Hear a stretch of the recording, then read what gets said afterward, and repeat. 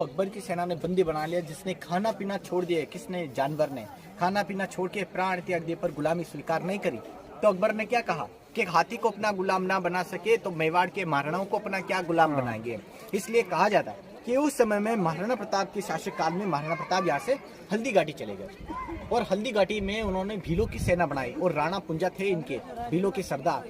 तो महाराणा ने कसम खाई कि जब तक अकबर को नहीं हराएंगे आदिवासी लोग के साथ जंगल में रहना, घास की रोटी खाना, जमीन पे सोना, पर संधि स्वीकार नहीं करना, कॉम्प्रोमाइज नहीं करना। और उस समय में महाराणा को संदेश भेजा कि आपको आधा हिंदुस्तान राज के लिए दे देंगे, मेवाड़ मुझे दीजिए। कि महाराणाओं ने सर कटवा लिए बट सर नहीं झुकाया। इसलिए कहता है कि मेवाड़ की धरती पे खून सस्ता और पानी महंगा, कि राजपूत राजाओं ने पानी से भी सस्ता कर दिया खून को, बट किसी ने सर नहीं झुकाया।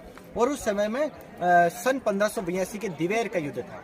ये उसके लगभग ठीक 6 साल बाद युद्ध हुआ, जिसका अकबर का खास सेनापति था बहलोल खान, जो युद्ध करने के लिए आया।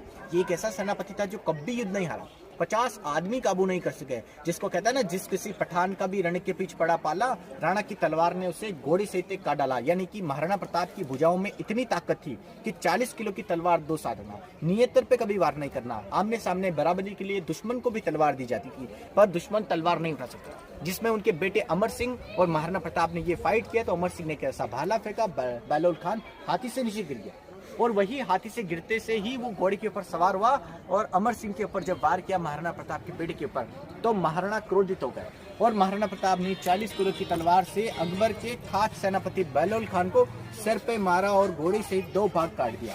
ये बात सुनने पर अकबर कभी महाराणा के सामने नहीं आया। महाराणा प्रताप का एक 56 की एज में, 56 साल की एज में नेचुरल डेथ हुआ।